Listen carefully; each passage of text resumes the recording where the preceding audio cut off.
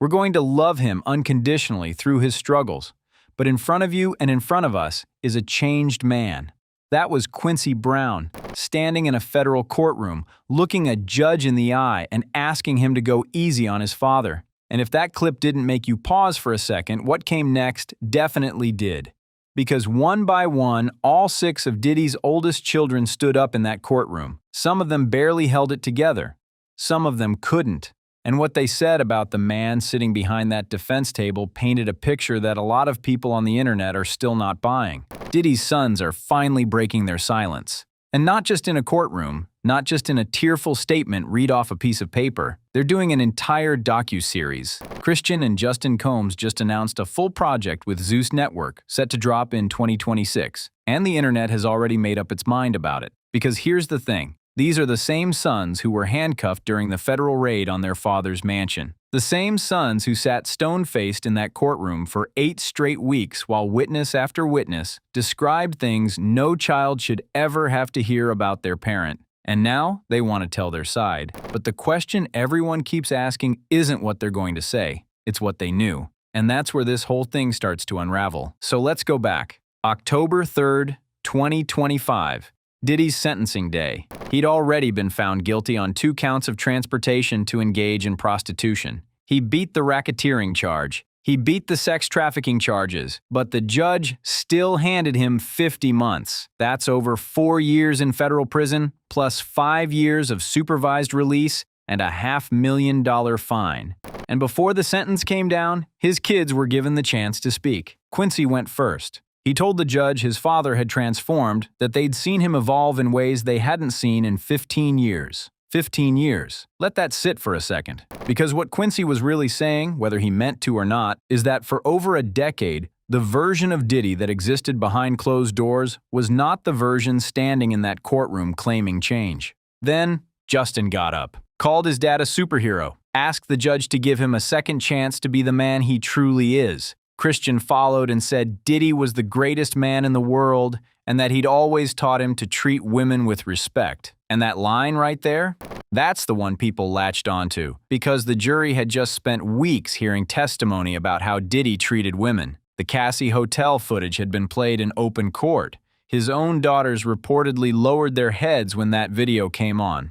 But Christian stood up and said his father taught him how to treat women like queens, and then came the daughters. Jessie broke down crying.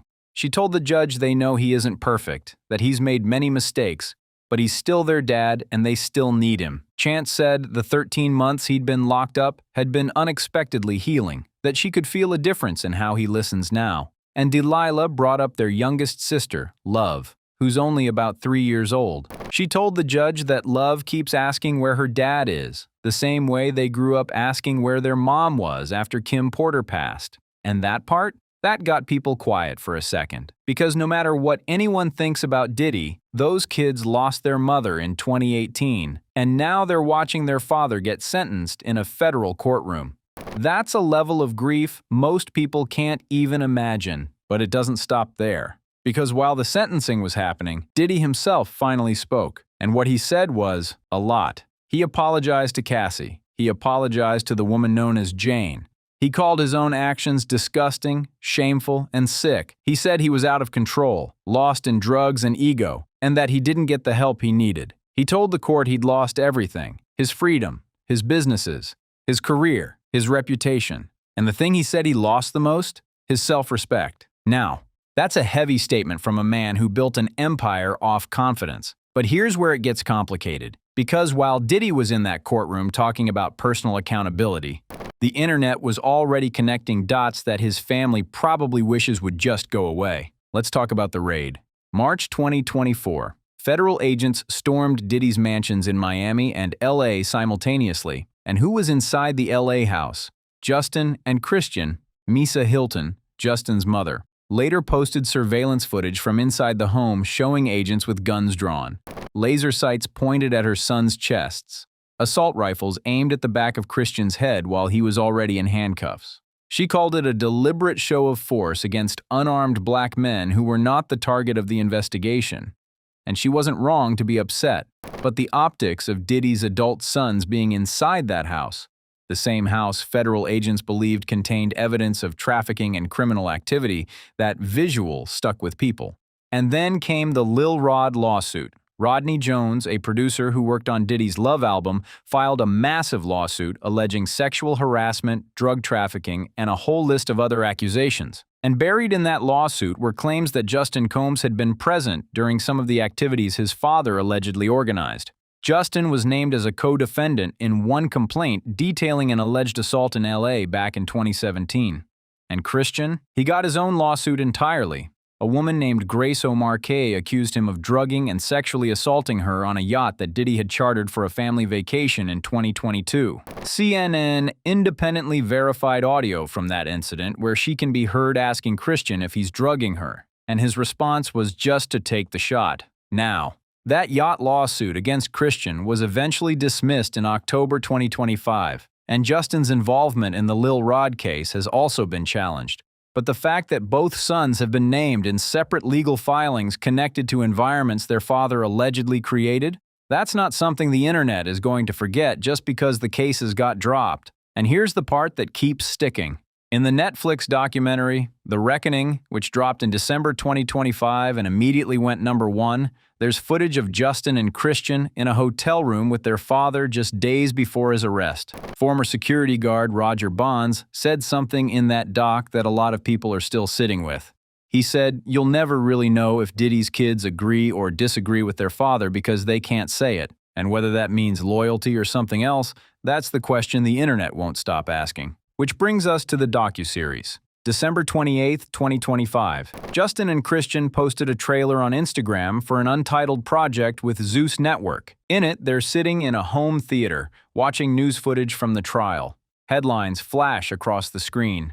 Reporters are heard asking them if they still believe their father is innocent. The words, the rise, the family, the foes, the joy, the pain, our voice, the loyalty, the betrayal, scroll across the screen. And then the trailer ends with Justin picking up a collect call from FCI Fort Dix, Diddy's voice on the other end. And the internet? The internet did what it always does. One comment said nobody cares about their perspective. Another said they were just going to defend their father and asked who even wants to hear that. Someone else wrote that they hope everybody cancels their Zeus subscriptions. And the most pointed comment of all, one person wrote, "Nobody care about their POV. They were involved too." And that's the thing. None of that is confirmed. These are theories and internet conversations. But they came from watching patterns repeat. From watching these sons show up to court every single day looking stoic while testimony described things that allegedly happened inside homes they lived in. From watching Christian get his own assault allegations.